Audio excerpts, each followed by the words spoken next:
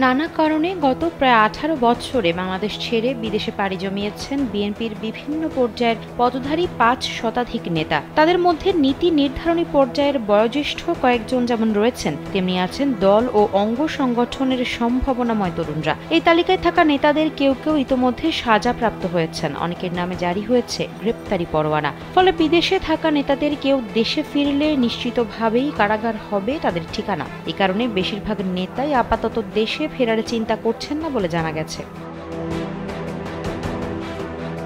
প্রবীণ নেতাদের কেউ কেউ জানান, রাজনৈতিক কারণে শেষ বয়সে এসে কারাগারে যেতে হবে এমন আতঙ্কেও রয়েছেন তারা। অবশ্য দেশে ফেরার অপেক্ষাও করছেন কেউ কেউ। দেশের মাটিতেই যেন মৃত্যু ও শেষ ঠিকানা হয়, এমনটাই তাদের প্রত্যাশা। মিনিস্টার ফ্রিজ কিনুন, হাম্বা জিতুন, আরও আছে আকর্ষণীয় উপহার।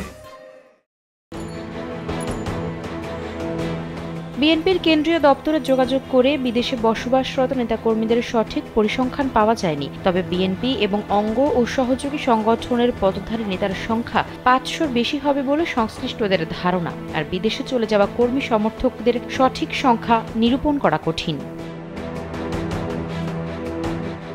দেশ ত্যাগ করা কয়েকজন নেতা জানান, বিদেশে থাকা অবস্থায়ও তাদের মিথ্যা ও রাজনৈতিক মামলায় আসামি করা হয়েছে। দেশে ফিরতে না পারায় তারা আইনগতভাবে মামলা মোকাবেলাও করতে পারছেন না। বিএনপি নেতাদের অভিযোগ, আওয়ামী লীগ একদলীয় শাসন পাকাপোক্ত করতেই বিরোধী দলকে নেতৃত্ব শূন্য করতে চাইছে। খোঁজ নিয়ে জানা যায়, বিএনপির ভারপ্রাপ্ত চেয়ারম্যান তারেক রহমানের নামে প্রায় ৫০টি মামলা রয়েছে। এর মধ্যে ৬টি মামলায় তার সাজা হয়েছে। তার স্ত্রী ডক্টর জুবাইদা রহমানের বিরুদ্ধেও দুদকের মামলায় ৩ বছরের সাজা হয়েছে। দীর্ঘদিন ধরে তারেক রহমান চিকিৎসার জন্য লন্ডনে রয়েছেন, সেখান থেকে দলের নেতৃত্ব দিচ্ছেন। সাজাপ্রাপ্ত হওয়ায় বিএনপির এই শীর্ষ নেতা ও তার স্ত্রী সহসাই দেশে ফিরতে পারছেন না।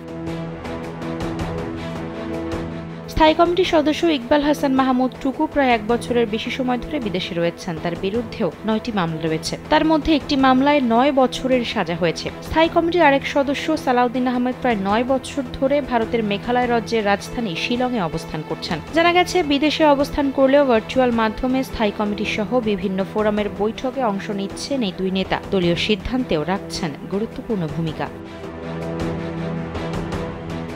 অন্যদের মধ্যে যুক্তরাষ্ট্রে রয়েছেন বিএনপির vice chairman doctor Osman Faruk ও গিয়াসউদ্দিন কাদের চৌধুরী, চেয়ারপারসনের উপদেষ্টা মুশফিকুর রহমান, আন্তর্জাতিক বিষয়ক সহ সম্পাদক বেবি নাজনীন, নির্বাহী কমিটির সদস্য আব্দুল লতিফ সম্রাট ও জিল্লুর রহমান জিল্লু। এর বাইরেও বিএনপি, ছাত্রদল, যুবদল, স্বেচ্ছাসেবক দল, মহিলা দল সহ বিভিন্ন অঙ্গ ও সহযোগী সংগঠনের গুরুত্বপূর্ণ অনেক নেতা বিভিন্ন দেশে রয়েছেন বলে জানা গেছে।